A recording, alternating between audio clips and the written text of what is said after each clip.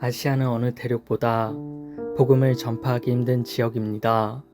아시아는 기독교 적대 세력인 이슬람교, 힌두교, 유대교와 불교 등이 밀집되어 있습니다.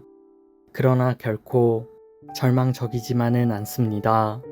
한국교회의 성장은 전 세계를 놀라게 했고, 인도네시아, 인도, 필리핀 등의 나라에서 큰 성장을 이루어내고 있습니다.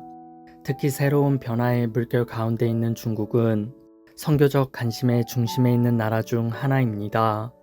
1951년 외국인 선교사들이 중국에서 모두 철수한 이후 목자 없는 양처럼 중국의 신자들은 수많은 어려움을 겪었으며 문화혁명 기간과 그 이후에도 박해는 계속되었습니다. 그러나 고난의 풀무 속에서도 중국의 그리스도인들은 살아남았고 오히려 크게 성장했습니다.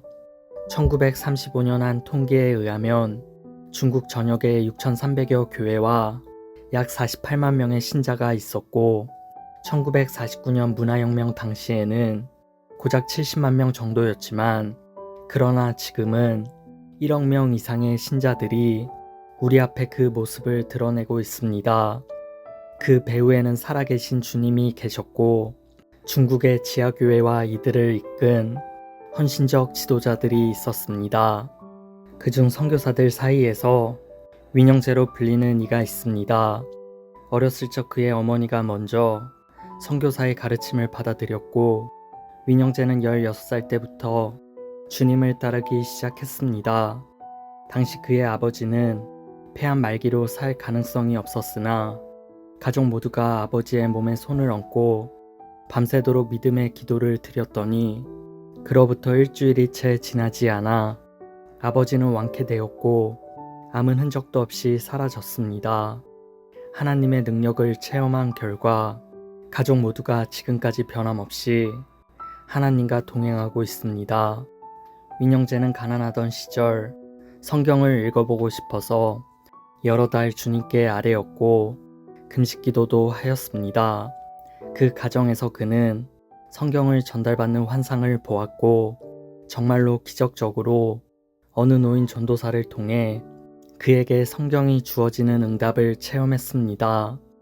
그 후 그는 성경의 많은 부분을 통째로 암송하였고 여러 사람들 앞에서 성경을 그대로 암송함으로써 복음을 전하기도 했습니다. 그 후 그는 중국에서 3차례 투옥되었습니다.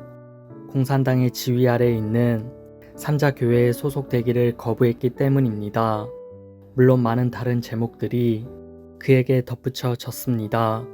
체포된 win영제에게 이름과 주소를 밝히라면서 공안들이 위협과 구타를 가할 때 그는 자신의 자백으로 인해 다른 신자가 어려움을 겪지 않도록 나는 하늘의 사람입니다. 주소는 천국입니다. 라고 크게 외치기도 했습니다. 감옥 안에서 win영제는 끊임없는 매질과 욕설, 정기 고문을 당했습니다. 그는 말로 형용하기 어려울 정도의 고통과 수모를 겪었으며 또 그는 힘든 투옥의 시기를 견뎌내며 하나님의 말씀에 의지하여 74일간의 금식 기도를 드리는 실로 믿기 어려운 일들을 행하기도 했습니다. 그가 감옥에서 나오던 날 그의 가족들과 아내는 그의 시체처럼 변한 얼굴을 보고 중국 공안에게 자신의 남편이 아니라며 사람이 잘못 나왔다고 말하기도 했습니다. 하지만 하나님은 이 모든 순간을 그와 함께 하셨습니다.